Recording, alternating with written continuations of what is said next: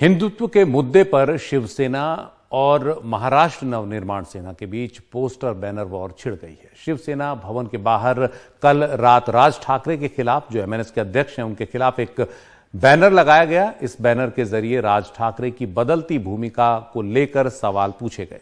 Banner में राज ठाकरे को पहले मुस्लिम टोपी पहने फिर हनुमान जैसा दिखाया गया। बैनर में यह सवाल भी किया गया कि आगे वो क्या करेंगे, आगे क्या होगा।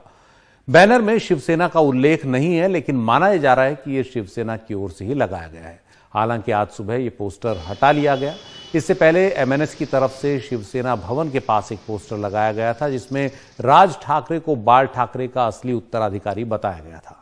आपको बता दें कि आजकल राज ठाकरे की पार्टी ने महाराष्ट्र में मस्जिदों के ऊपर लगे लाउडस्पीकर्स के खिलाफ अभियान चलाया हुआ है। उसका कहना है कि लाउडस्पीकर हटाए जाएं, वरना वो उनके सामने भजन जो है उन्हें लाउडस्पीकर पर चलाएगी। तो महाराष्ट्र नवनिर्माण सेना और शिवसेना के बीच हिंदुत्व के मुद्दे को लेकर एक तरह से तनातनी है। पोस्टर बैनर वॉर भी चल रही है। इस सब मुद्दों पर एमएनएस के महासचिव संदीप देशपांडे से बात की हमारे सहयोगी सुनील सिंह ने। शिवसेना और एमएनएस के बीच जो राजनीतिक तकरार है, अब वो बैनर वॉर का रूप ले चुकी है। रात में शिवसेना भवन के सामने एक बैनर लगा दिया गया, जो कि राज ठाकरे की भूमिका पर सवाल उठा रहा था। इस मुद्दे पर हमसे बात करने के लिए हैं एमएनएस के महासचिव और प्रवक्ता संदीप देशपांडे। सर, ये बताइए कि आप दोनों में जो राजनीतिक तकरार है, अब वो बैनर वॉर और हिंदुत्व वॉर की तरफ पहुंच चुकी है। कल एक बैनर लगा दिया गया शिवसेना भवन के सामने, उसमें 3 कॉलम बनाए गए थे, जिसमें एक में राज ठाकरे जो हैं वो गोल टोपी पहने हुए हैं, दूसरे में केसरिया रंग लगा था, उसमें हनुमान लिखा था, तीसरा जो है वो खाली रख दिया गया था और पूछा गया था कि अब आगे क्या, यानी आगे क्या भूमिका अपनाएंगे राज ठाकरे। तो आपकी भूमिका पर ही सवाल उठाया जा रहा है। देखिए, ऐसा है कि कितने बजे लगाया गया था ये बैनर? अंधेरे में दिख रहा है रात का। और उसके ऊपर कुछ नाम था? नहीं, कोई नाम नहीं था। तो मुझे लगता है ये चोरी छिपे इस तरीके से बैनर लगाना, ये मनसे का डर जिनके ऊपर है वो दिखता है। एक बात। दूसरी बात, आपने उद्धव साहब का अगर फेसबुक लाइव देखा रहेगा ये कोरोना के पीरियड में, तो बार बार कहते थे हम मर्द है, हम मर्द है, हम मर्द है, और हर सभा में कहते हैं हम मर्द है, मर्द है। ये मर्दों वाली तो हरकत है नहीं कि रात के छिपे बैनर लगाओ और भाग जाओ। जिस दिन खुलेआम बात करेंगे उस दिन खुलेआम जवाब देंगे। हमको तो ये चीज़, हमने जो भी चीज़ की है खुलेआम की है। हमने 2018 में भारतीय जनता पक्ष पर टीका की, खुलेआम की, वीडियो लगा के दिखा के टीका की।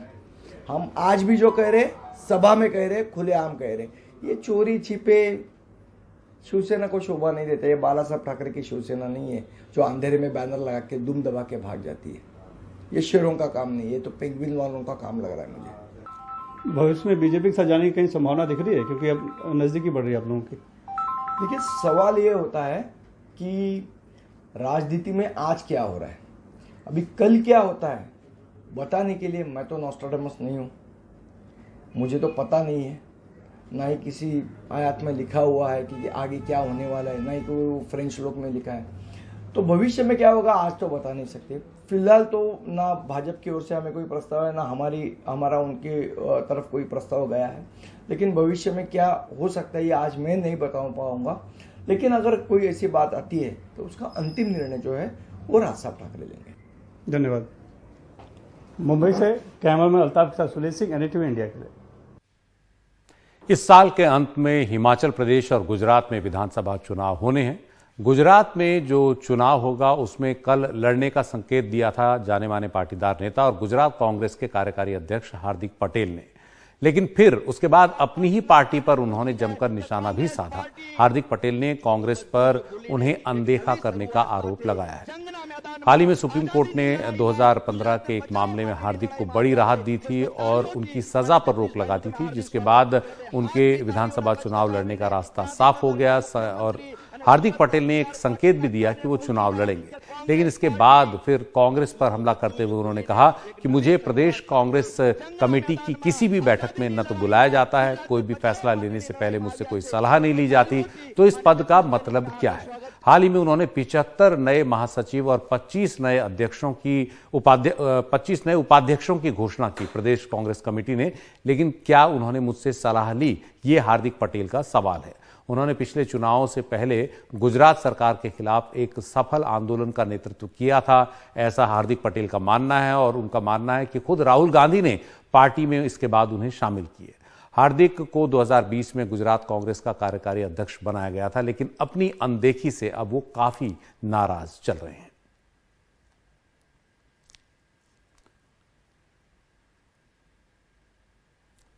और खबर अलीगढ़ से। उत्तर प्रदेश के अलीगढ़ में अखिल भारतीय विद्यार्थी परिषद ने अजान बंद कराने को लेकर एक मुहिम शुरू कर दी है। एबीवीपी ने चंदा जमा कर अलीगढ़ के 21 चौराहों पर लाउडस्पीकर से हनुमान चालीसा के पाठ की प्रशासन से अनुमति मांगी है।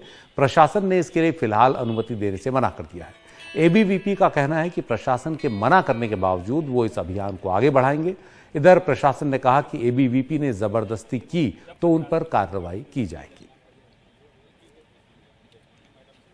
हमने अलीगढ़ के 21 चौराहों पर लाउड स्पीकर लगवाने की मांग की है। वहां पर हम हनुमान चालीसा एवं धार्मिक आयोजन पर होने वाले कार्यक्रमों के लिए उसमें यूज लेंगे। ऐसे 21 चौराहों की लिस्ट हमने एडीएम प्रशासन को दिया है और उसकी पहले भी हम लोग घोषणा कर चुके हैं कि हम लोग धार्मिक एवं हनुमान चालीसा चलाने के लिए 21 ऐसे चौराहों पर लाउड स्पीकर लगवाएंगे। उसमें जनता का सहयोग लिया जाएगा, उसमें चंदा इकट्ठा किया जाएगा, उसके माध्यम से ये सारे लगवाए जाएंगे। उसकी शुरुआत हम लोग कल से कर भी चुके हैं चंदा लेने की। अगर प्रशासन इसको अनुमति देता है तो ठीक है, अगर नहीं देता है तो उस स्थिति में अगले कदम के लिए भी हम तैयार रहेंगे। इस साल सर्दियों का मौसम भी ठीक ठाक रहा और गर्मियां तो खैर जोरदार पड़ रही हैं। अप्रैल के महीने में ही जून जैसी गर्मी पड़ रही है। अब सब उम्मीद कर रहे हैं कि क्या इस बार मॉनसून सामान्य रहेगा। तो अच्छी खबर यह है कि मौसम विभाग ने आज कहा कि जून से सितंबर के बीच दक्षिण पश्चिम मॉनसून ज्यादातर सामान्य ही रहने की उम्मीद है। मौसम विभाग के निदेशक डॉक्टर एम महापात्रा ने एनडीटीवी से कहा कि इस साल मॉनसून के दौरान जलवायु परिवर्तन का असर भी दिखेगा।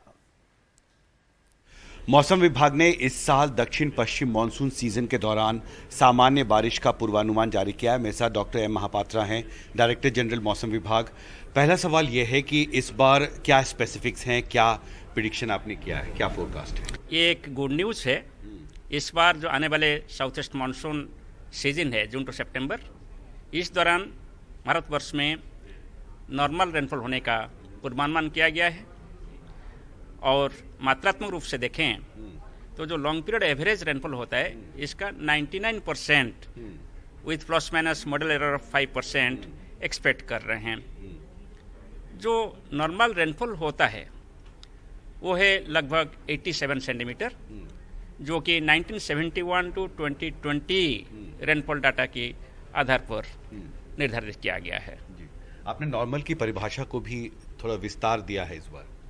जी, जो ऑल इंडिया रेनफॉल और डिस्ट्रिक्ट रेनफॉल और स्टेट रेनफॉल का जो विश्लेषण होता है, जो डेली रिपोर्ट बनता है, ये सभी टाइम एक नॉर्मल यानी लॉन्ग पीरियड एवरेज डाटा के साथ कंपेयर करके जारी होता है। ये प्रकट करने के लिए कि रेनफॉल ज़्यादा हुआ कि कम हुआ, एक्सेस हुआ कि डेफिशिएंट हुआ। सो इसके लिए भारत मौसम विज्ञान विभाग हर 10 साल में नॉर्मल रेनफॉल को अपडेट करता है। जो लास्ट टाइम हम 2019 में न्यू नॉर्मल इंट्रोड्यूस किए थे, वो 1961 से 2010 तक जो रेनफॉल डाटा था इसके ऊपर पर्यवेक्षित था। ये ज़रूरी था कि अभी 2020 तक जो डाटा आ गया इसको अपडेट किया जाए। सो आज हम ये न्यू नॉर्मल इंट्रोड्यूस किए हैं जो कि 1971 टू 2020 के रेनफॉल डाटा के ऊपर आधारित है। क्लाइमेट चेंज की वजह से आपको लगता है कि उसका असर दक्षिण पश्चिम मानसून सीजन में भी दिखेगा इस बार? क्लाइमेट चेंज के असर दक्षिण पश्चिम मानसून के ऊपर जरूर है। हमारा जो एनालिसिस है इससे पता चलता है कि number of days of very heavy rainfall events are increasing और number of days of light rainfall, moderate rainfall are decreasing, even though total amount of rainfall remains almost same. इसका मतलब यही होता है कि जो ड्राई स्पेल कभी कभी ज़्यादा हो सकता है और वेट स्पेल लंगर हो सकता है, फ्लड हो सकता है, अर्बन फ्लड्स का ये हो सकता है और क्लाउड बर्स्ट का भी संभावना हो सकता है। और जो रीजन स्पेसिफिक क्लाइमेट चेंज का इम्पैक्ट देखें तो हम भी ईच स्टेट के लिए डिस्ट्रिक्ट लेवल पर क्लाइमेट चेंज रिपोर्ट लाए हैं, ये उपलब्ध है। इसमें पता चलता है कि कुछ रीजन में रेनफॉल डिक्रीज हो रहा है, जैसे eastern parts, north eastern states, और कुछ रीजन जैसे वेस्ट राजस्थान वगैरह में रेनफॉल इंक्रीज भी हो रहा है। हमसे बात करने के लिए बहुत शुक्रिया। तो मौसम विभाग से मनोज ठाकुर के साथ हिमांशु शेखर, एनडीटीवी इंडिया।